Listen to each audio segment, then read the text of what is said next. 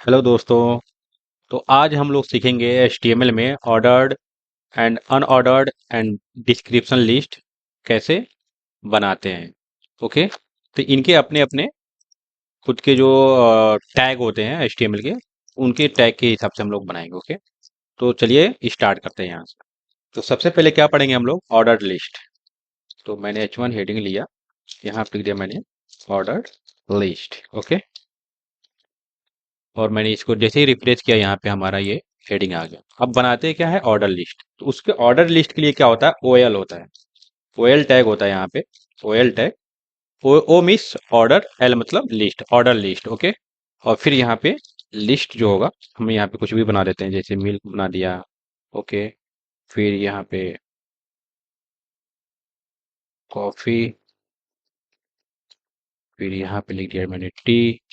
ये देखो, ये जो हमारा लिस्ट है, मैंने सिर्फ लिखा मिल्क कॉफी एंड टी। लेकिन यहाँ पे जो आउटपुट आ रहा है ना, वो आउटपुट क्या आ रहा है? 1 2 3, ये एक सीक्वेंस में आ रहा है, एक नंबर्ड में आ रहा है। ओके, ऑर्डर लिस्ट में आ रहा है।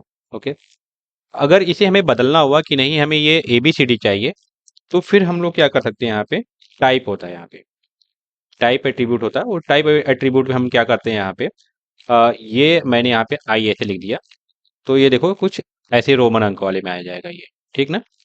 और फिर यहाँ पे अगर मैं कैपिटल ए दे देता हूँ, तो ये ABCD ऐसे प्रिंट होने लगेगा। स्मॉल कर देता हूँ, तो ये ABCD स्मॉल में आने लगेगा। तो ये सारी चीजें हैं इसमें। अगर 1 कर दूंगा तो 1 2 3 से आने लगेगा। अगर यहाँ पे 50 करूंगा तो कुछ नहीं आएगा यहाँ पे। अगर ये 50 से स्टार्ट करना है अगर आपको, तो यहाँ पे क्या होता है? एक और टैग होता है। क्या होता है? उसका नाम होता है स्टार्ट। ओके, अब यहाँ पे अगर मैं 50 लिख दूंगा, तो ये देखो यहाँ से नंबरिंग हमारा चालू हो जाएगा, और इसको हम लोग हटा देते हैं क्योंकि हमारा तो ऑलरेडी ऑर्डर लिस्ट है। ओके, 5 से करना है तो 5 कर दो, 5 6 7 आने लगेगा। तो ये है हम लोगों का क्या है? Order list. ऑर्डर लिस्ट सीख लिया हम लोगों ने। अब चलते हैं किस पे? अनऑर्डर लिस्ट पे। ओके, तो अनऑर्डर लिस्ट पे हम लोग चलते हैं। तो यहाँ पे मैं क्या है कि ऑलरेडी यहाँ पे लिख रखा है, इसको अनकमेंट करता हूं मैं यहाँ से। ठीक है, तो ये देखो यहाँ पे है ऑर्डर लिस्ट, अनऑर्डर लिस्ट।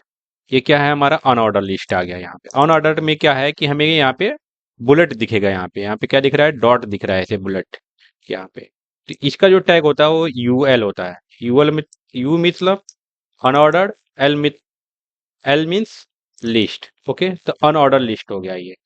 तो इसमें क्या है कि अगर इसमें आपको ये स्टार्टिंग है या कुछ, इसका जो टाइप होता है ना, जो इसका टाइप है, वो टाइप हम लोग इसको डिफाइन कर सकते हैं कि ये आपको क्या चाहिए? सर्कल चाहिए या फिर, तो ये देखो ये सर्कल बन गया हमारा यहाँ पे। स्क्वायर चाहिए तो यहाँ पे हम लोग स्क्वायर लिख देंगे यहाँ पे ऐसे। तो ये जो है ना आउटपुट, यहाँ पे जो बुलेट बन रहा था वो क्या बन गया हमारा? स्क्वायर बन गया।